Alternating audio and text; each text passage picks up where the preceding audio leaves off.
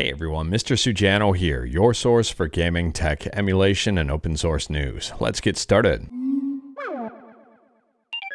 Alright, we'll kick things off talking about Nintendo DS and Game Boy Advance emulation on iOS with Folium. And Folium has just hit the App Store. For those who may not be aware, the developer of this is also known as Antique, the person behind Nintendo Switch emulator Sudachi. And this app will set you back about $5. If you are curious about this one, I'll drop a link to it in the description below and feel free to check it out. There's a rumor that a 3DS emulator, a Citra fork, may be hitting Folium in the near future. I mean, if you don't believe me, the developer says going to port Citra Enhanced today because it has some performance improvements. I'm not gonna lie here, I am very curious to see what 3DS emulation on the iPhone is gonna be like without JIT. Let me know your thoughts about this one in the comments below, and let me know your thoughts about Folium in the comments below. And let me know your thoughts about the price of Folium in the comments below. Next up, we're talking about PS1 emulation with fork of Duckstation, Duckstation Netplay. And you guessed it, the purpose of this one is about Netplay. And interestingly, there's a brand new front end for Duckstation Netplay. I'm probably going to butcher this one, but it's called Arkadyzja. Let me know how I pronounce that one in the comments below. This one is pretty early on in terms of development, and the developer says it's inspired by Fightcade, and as of version 0.0.11, it's got global chat, a player list with approximate distance from you, automatic save states, automatic game settings, a session list joining as player or spectator with a single click, and basic raw management and conversion features. And what's upcoming here? An auto updater, a challenge and accept system, player stats and tournament features, and maybe adding Flycast Dojo with 4-player support for party games. Next up, we're talking about presumably Grand Theft Auto 5 and Android and iOS. And according to Video Games Chronicle's translation of an interview, Take-Two still wants to bring its biggest IP to mobile. However, it's not all sunshine and roses, specifically with this paragraph here, and I'll drop a link to the entire article in the description below. That said, I would love to be able to announce a successful mobile title based on legacy Take-Two IP, and I'm pretty sure we'll be able to do it. But you're right that it has been backburnered a bit in service of a bunch of other opportunities. So unless I'm misunderstanding something, it seems they're more focused on making a game native to mobile as opposed to porting a game to mobile.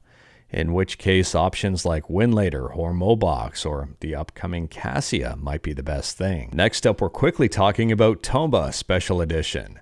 Now this has popped up on Steam, it's available on August 1st. And they say it's an enhanced update to a platforming classic. So the Steam description says Tomba was first published in 1997 and is back today in a vastly expanded special edition packed with quality of life improvements, including save anywhere, so I'm assuming save states, rewind, toggle for analog control, a museum, a new remastered soundtrack, and an interview with the creator. And interestingly, MVG, which stands for Subscribe to Mr. Sujano, or Modern Vintage Gamer, depending on how you want to interpret that, says they are the lead dev on this project. Super cool. Let me know your thoughts about this one in the comments below. Next up, we're talking about Bandai Namco and Tekken, and Capcom and Street Fighter, and copyright strikes. I wish I was joking with you, but I'm not.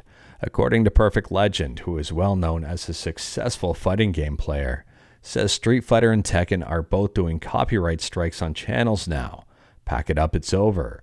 What are we supposed to do? Play in silence, hum the songs? I'll drop a link to this tweet in the description below because Perfect Legend shared the DMCA. So there's 3 Twitch VODs that have been identified. One contains Ryu's theme, another one is from Tekken, and the third one is from Tekken. On top of that, someone says there are muted sections on the Tekken Twitch channel from Combo Breaker for copyrighted music. They can't even play their own stuff. Now, if I'm not mistaken, Street Fighter 6 has a streamer mode to avoid stuff like this, but at the same time here, in my opinion, copyright stuff is kind of crazy nowadays. I mean, what's next? Copywriting all game sounds and everyone having to play on mute. Next up, this one's a quick one. We're talking about The Legend of Zelda Skyward Sword HD. And this game is getting an unofficial randomizer, and it's releasing sooner than you think. June 7th is the planned release date. There's a trailer up on YouTube, and I'll drop a link to it in the description below. In the description of that trailer, they've got a link to their Discord server, and they say this randomizer has been in the works for about 10 months. And speaking about Zelda, next up we're talking about a brand new, very interesting, and very cool Zelda fan project. It's called The Legend of Zelda NES Remake, and the game is being remade in Unreal Engine 5. So there's some brand new gameplay from beta version 0.7.0 that just dropped on YouTube. I'll drop a link to it in the description below. Now, to say this looks absolutely amazing would be a massive understatement. I do recommend checking out that video. I've got no idea if it's going to release, when it's going to release, or if the developer is going to try to do the full game. And speaking about YouTube videos, next up we're talking about the legendary James Lambert. And James has just made Super Mario 64 VR, powered by the N64. I do recommend checking out this video. It's only 10 minutes long, and I'll drop a link in the description below.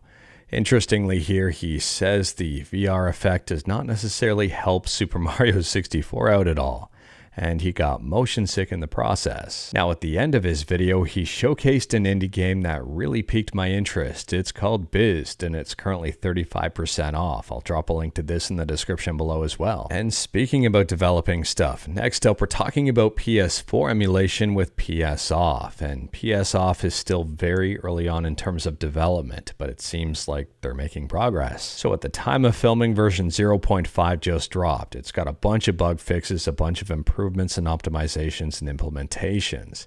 Now, psOff is nowhere near ready for prime time for something like Bloodborne, but at the same time here, everyone's got to start somewhere. But anyways, that is all I've got for you in this one. Straight to the point, all stuff and no fluff. We talked about a bunch today. Let me know your thoughts about absolutely any of it in the comments below.